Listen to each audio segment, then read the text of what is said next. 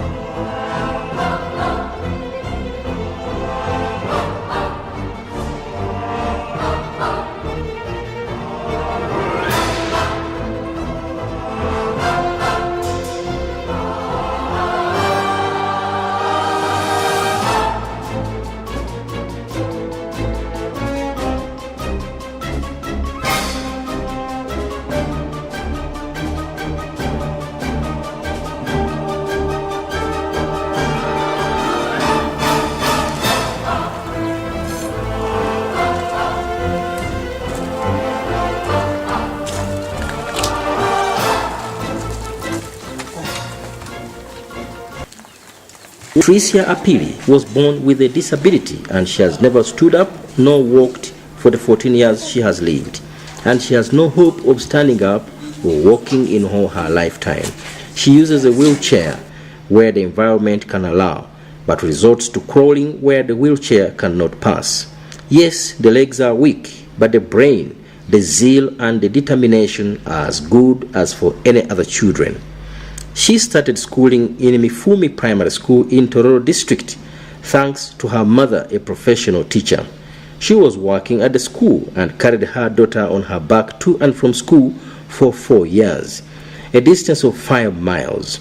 At the school or home, Patricia would crawl to everywhere. She got her first wheelchair when she was in primary 3. I liked her so much because she's also a very social girl. The friends used to carry her. I could also carry her to take her to school and back home.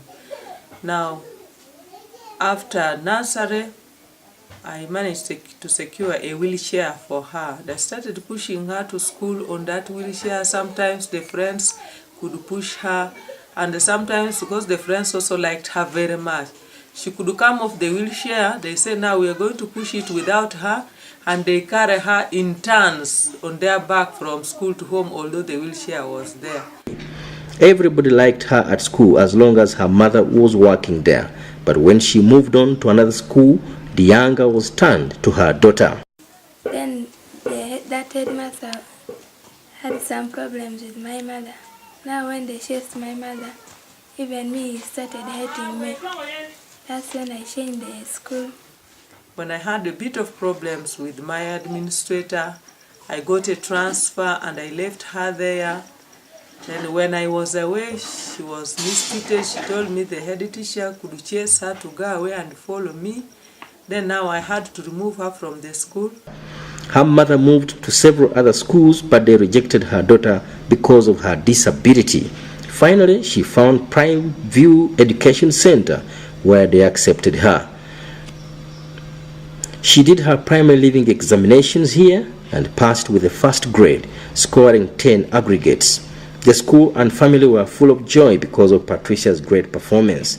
She was also so excited because her scores could get her a place in her dream school of her first choice, Tororo Girls, a government school she worked so hard to qualify for. Indeed, her dream came true when she was selected to join the school, given an admission and paid the necessary school fees. However, hell broke loose when the school learned that the girl they had admitted had a disability. They rejected her and insulted her mother for not telling them that her daughter had a disability. The headmistress said her school had no facilities for children with disability. They even refunded her tuition fees, but only part of it. The excitement was short-lived it turned into agony. Results were out when I went to check if she had been given a place in her school of first choice. Indeed, I found her name in the school. I was given bank slips because in that school, that's Toro Girls School, you first bank fees before you are given admission later. So after banking school fees, I went back to school to pick the admission later. In Toro Girls, I told the administrators there, the deputies who were handling the admission, that the child I'm bringing to you is a disabled girl on a wheelchair, but sometimes she can crawl without the wheelchair. Now, when I told them that, they were not comfortable. They said they cannot accept her because their buildings are storied. Now, I told them, but this girl has been managing storied buildings in other places, even at home in town where we were staying, but they said, no, let us first consult the head teacher. When they consulted the head teacher did not accept to take the girl. So she told me, they are giving you back your money which you had banked. You look for another school for your daughter. We cannot accept her here because of the nature of our buildings. When I pleaded with her, she did not accept.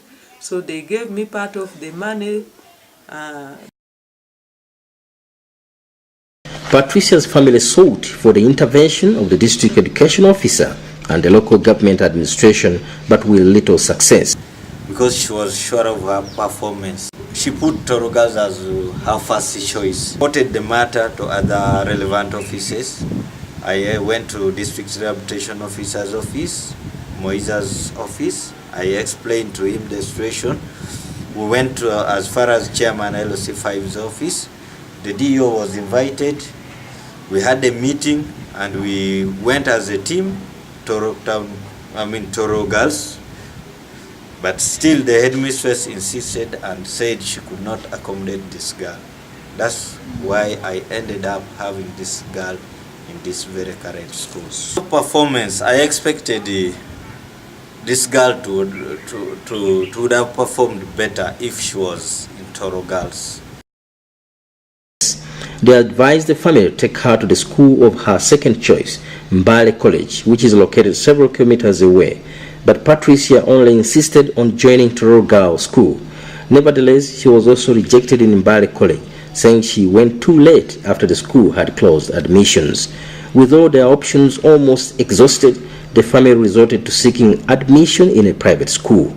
The private schools are business-oriented and take on any children, though many of them lack even the basic facilities. This is how Patricia found her way to Toro Town College. We are a good school, welcome everybody. We are good, welcome everybody. In fact, that girl was briefly, I think she was refused from TGS, and the father told me it's okay, let's try, as long as you get somebody who can help her. But surprisingly, every girl is willing to help her, push her from the dormitory, the classroom, back to the, God is herself, back to the dormitory, go and pick up for her food. We talk to the students in assembly and the girls generally, and they are helping. They're helping. The school is relatively new and lacks some of the basic facilities. Many of the classes are not accessible. Many parts of the compound and pathways are rough with obstacles. The toilets and bathrooms are neither hygienic nor accessible for Patricia. She bathes from the dormitory, but when it comes to latrine, she has no alternative. She has to leave the comfort of her wheelchair and crawl into the latrine. She knows the health implication but has no choice but to compromise. This is the toilet. The wheelchair cannot enter in. I just come down, I crawl, but I know it is not healthy for my life. I have no alternative, but I just endure. For the sake of the long call, that one there is no option. She just has to endure it and come, and it's not really good for her health.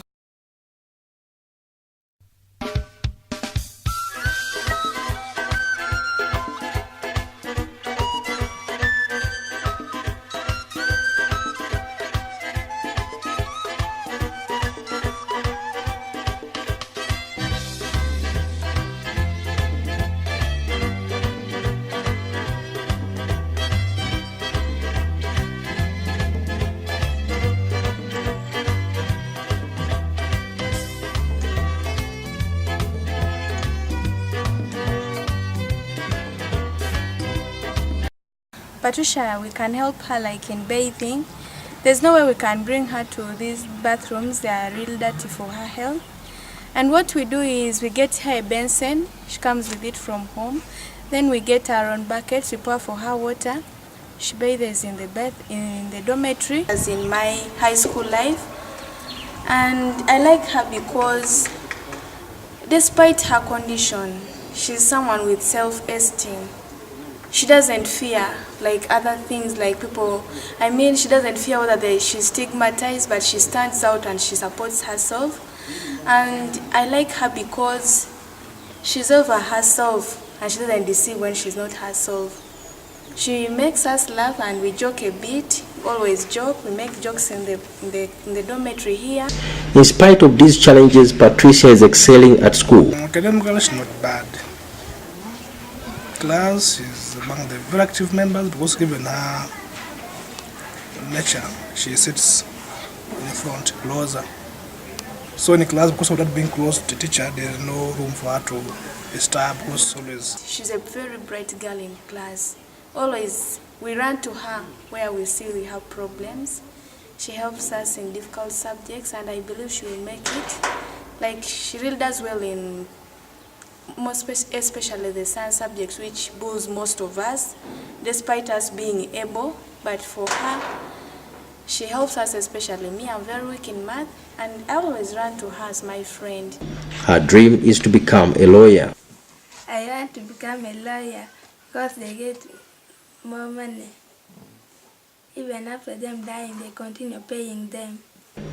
Patricia's story is not the only one of the kind, as almost every child with disability goes through the same nightmares in schools. Thank you for giving to the Lord. I am so glad you came. Our lives have been saved. We have been spared.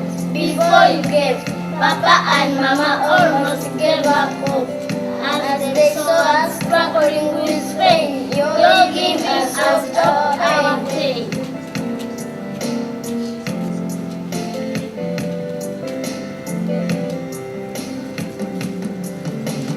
Thank you.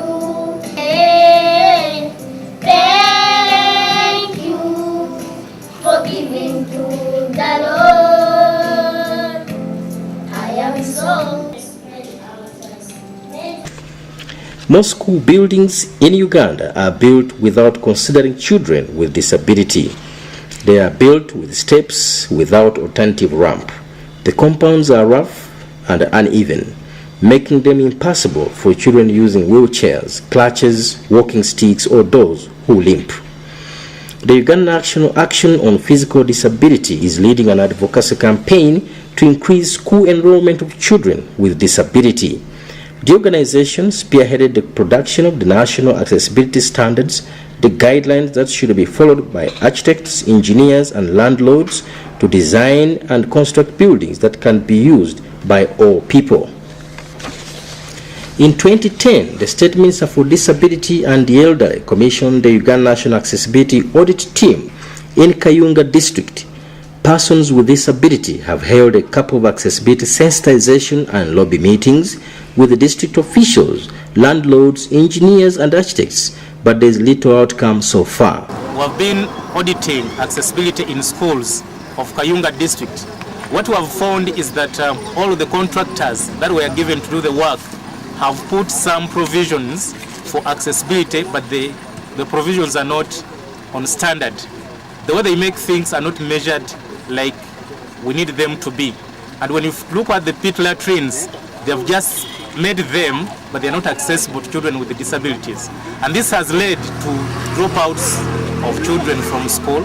And you find the pit latrines are left for visitors. When you go to audit, you find these children are not using them.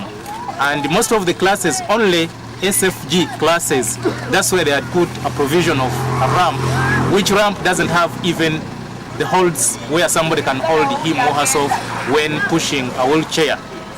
They have now decided to use another approach, the demonstration. They say this is now the language most Ugandans seem to understand best. Demonstration to create awareness, to also make an appeal to all the leaders, to make an appeal to school leaders and district administration to do something about accessibility of schools.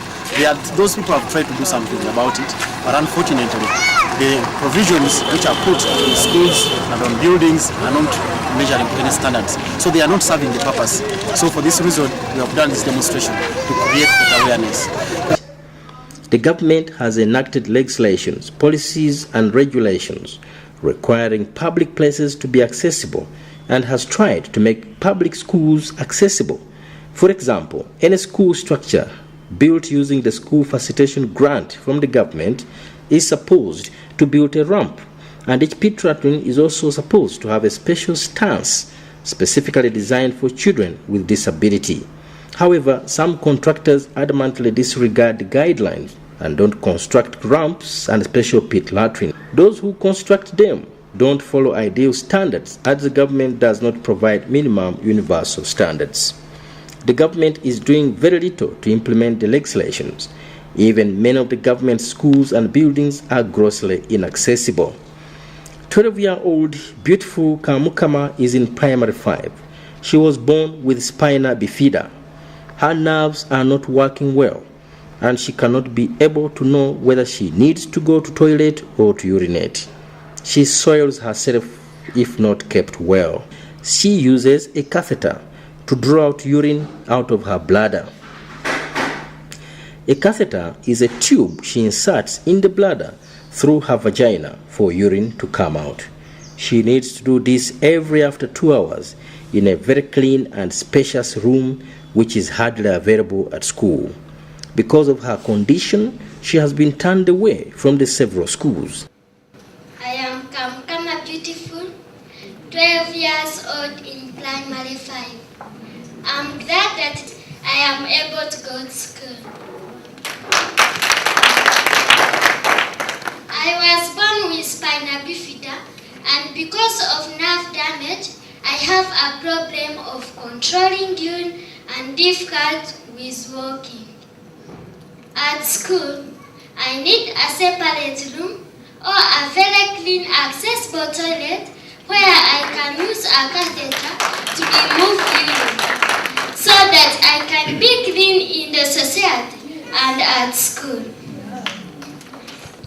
Today, public schools are still built when they are not accessible to children with special needs.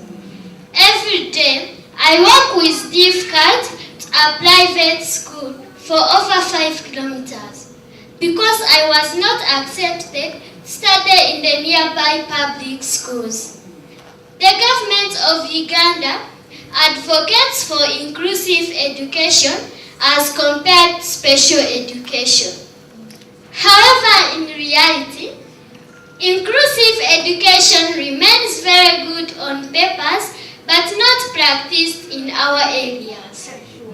Schools are not prepared to meet the needs of children with special needs.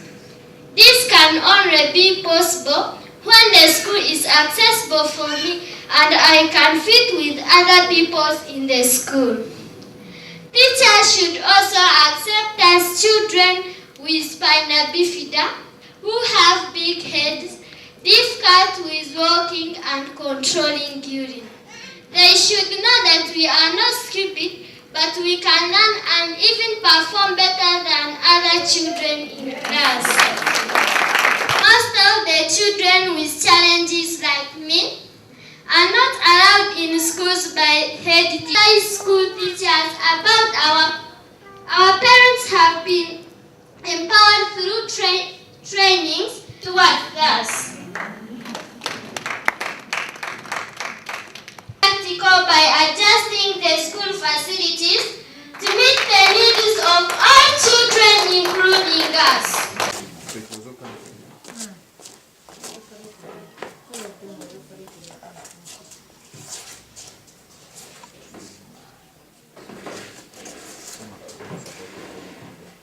Hands up.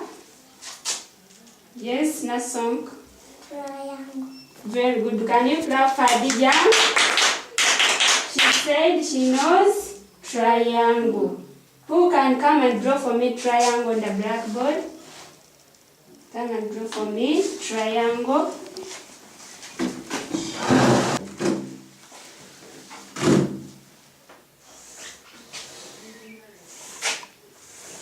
Is he correct? Yes. Is he correct? Yes. Flower, flower. Shaking it. Flower, flower. Shaking it. This is Triangle. This is Triangle. Who can spell for me the word triangle? Me.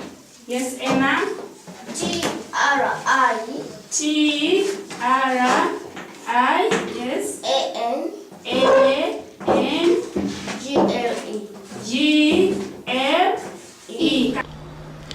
Mariam Angom was forced to start a school of her home in Mbale district after seeing these bright, young and beautiful children rejected in schools. Some are even rejected and abandoned by their parents. She knows very well that there is no success without access to education. She works with Cure Hospital that treats, rehabilitates and carries out reconstructive surgery on children with disability. She uses only her salary to educate, feed and accommodate the children, among other needs. Children are not going to the same schools because they have been rejected in the other schools because of the incontinence. They have been sent away. They claim they smell and they cannot afford to have smelling children in the classrooms. So many of the moms were told that they should find schools for their children. That's why I had to come up with a school for them. They need toilets where they can sit. They cannot afford to use toilets where they squat because they cannot manage that. They need sitting facilities where they use for helping themselves. They need to have a place where they will provide for them chairs to help them for their bowel management, to remove the stool, which they do daily because they cannot control. They need to have a privacy where they can remove their urine, either after 3 hours or 2 hours, depending on the disability, on their spinal cord. These pupils are very bright in class in spite of their disability as they compete with their able-bodied peers. Academically, these children have no big difference with us children who are able, because I can see they can compete with children who are normal. The school has 6 children. However, the hope of realizing their education dreams may be soon shattered as the founder of the school is thinking of closing it because she has failed to get sponsors to help her. She spends about 600,000 per term of every pupil. I think I have one parent who managed to pay, was managed to pay. The list, not even all that is required if I can total the cost, is one out of the 6. The rest, 0, not even 1,000. I encourage other people to advocate for children with disabilities, and I would really ask them to support them in all ways. Like for my school here, they don't have, financially they are not okay. And I don't think by next year I may be able to support them financially because the number is going to grow big. Those who have seen them, they are asking for their children to come in, but I know what their finances are. This is Afrance Nadongo. In spite of many challenges, she has managed to beat all odds and is now in Senior 2.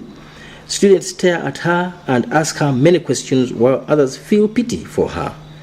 This initially made her feel very uncomfortable and would cry, but she has now learned to cope up. However, she has failed to cope with one thing: the inaccessible toilets, classes, compound, and other school facilities. She avoids going to some places to avoid the double burden of struggling to move over the rough compound and climbing again the steps to her class. But all these factors affect her performance and are not considered when the teachers are marking her exams.